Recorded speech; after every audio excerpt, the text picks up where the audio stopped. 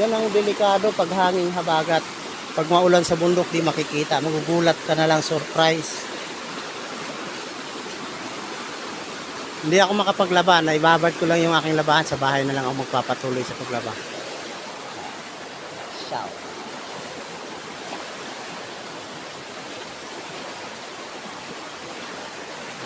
Swerte yung mga nag-aabang ng nyug nito. Akala ko lang may naghagis ng pinagbunutan. Yung pala'y agos na oh. Ano, may bagong ano.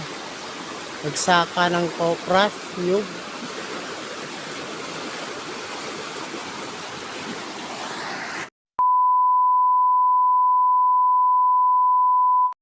Ayun, madaling ang linaw. Uy, kaya pala oh, ayan na. Walang ulan sa bundok nito, lakas na ng ulan.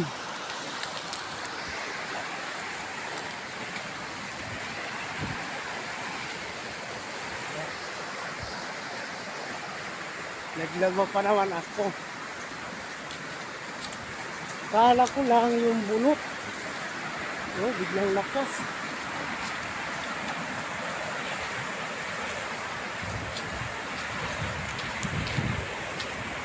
Ito, liwanag nun. Alerto ka mo. Kala ko.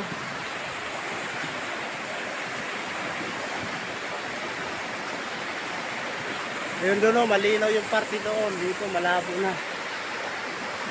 So, na buntik pang matangay yung sinelas ko. Paano natin?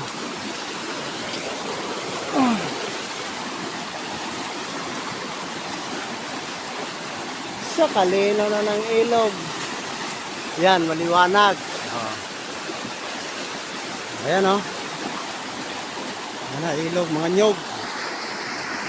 Agay, sayang. Ang linaw na sana ng ilog. At saka lumaki yung linaw kung tawagin yung paliguan, lumawak. Dahil nga sa nakaraang araw ay napakalakas ng ulan ng madaling araw. Ngayon, bumaha na naman ng mahina. Sigurado pag ano na ito eh.